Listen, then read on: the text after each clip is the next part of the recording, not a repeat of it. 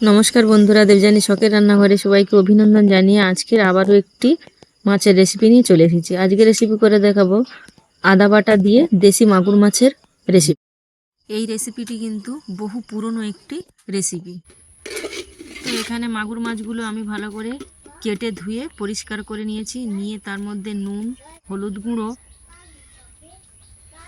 অল্প সর্ষের তেল দিয়ে ভালো করে মাছটাকে মেখে কিছুক্ষণ রেখে দেবো।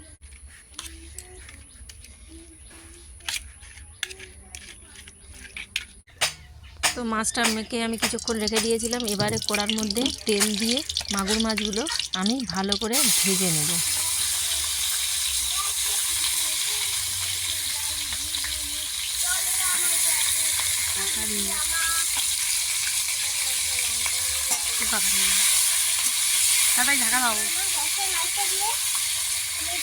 তো মাছগুলো ভাজার সময় আমি একটা ঢাকনা দিয়ে এটাকে ঢেকে রেখে দেবো। এবারে আমি ঢাকনাটা খুলে দেখে নেব। নিয়ে এটাকে আমি একটু উল্টে পাল্টে ভালো করে ভেজে নেব। দেখতেই পাচ্ছ মাছগুলো কিন্তু আমার ভাজা হয়ে গেছে। এবারে এগুলোকে আমি তুলে নেব।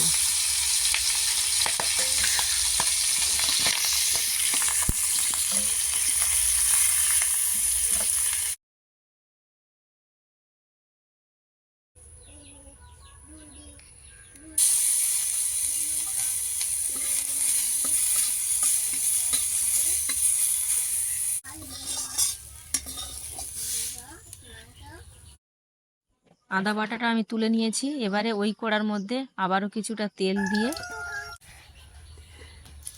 5 ফোড়ন, শুকনো লঙ্কা আর কেটে রাখা টমেটো দিয়ে আমি এটাকে একটু ভালো করে কষিয়ে নেব।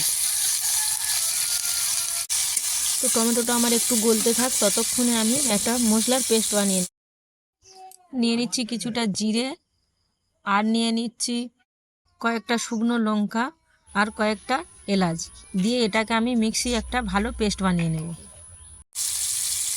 তো দেখতেই পাচ্ছ এদিকে টমেটোটা আমার গলে গেছে। এবারে এর মধ্যে দিয়ে দিচ্ছি লঙ্কা বাটার যে পেস্টটা আমি তৈরি করেছিলাম সেটা এর মধ্যে দিয়ে দিলাম।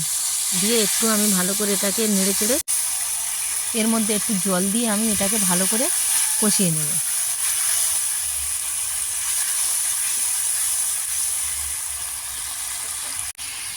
এবারে এই মশলা কষানোর মধ্যে আমি দিয়ে দিচ্ছি পরিমাণ মতো হলুদ গুঁড়ো, পরিমাণ মতো নুন দিয়ে এটাকে আমি খুব ভালো করে কষাতে থাকবো যতক্ষণ না এর মধ্যে থেকে তেল ছাড়ে।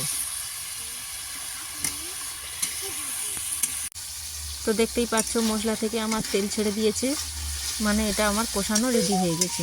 এবারে এর মধ্যে আমি দিয়ে দিচ্ছি পরিমাণ মতো জল।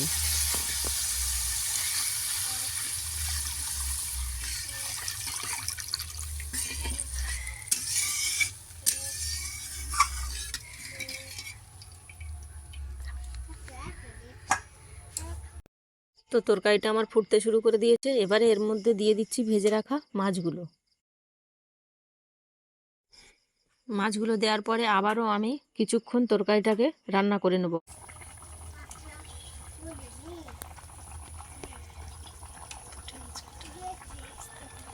তো মাছগুলো আমার সেদ্ধ হয়ে গেছে, তরকারিটাও প্রায় রেডির পথে। এবারে আমি এর মধ্যে দিয়ে দিচ্ছি ভেজে রাখা আদা বাটা দিয়ে আমি আবারও কিছুক্ষণ তরকারিটা ফুটিয়ে নেব।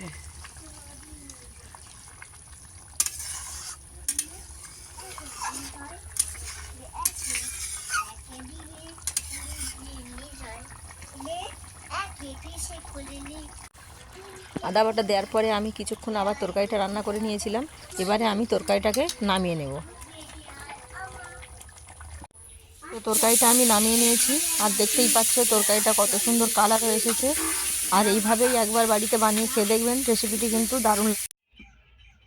এই রেসিপিটি যদি ভালো লেগে থাকে তাহলে প্লিজ বন্ধুরা কমেন্ট করে জানাবেন আর লাইক সাবস্ক্রাইব করে আমার পাশে থাকবে। ধন্যবাদ।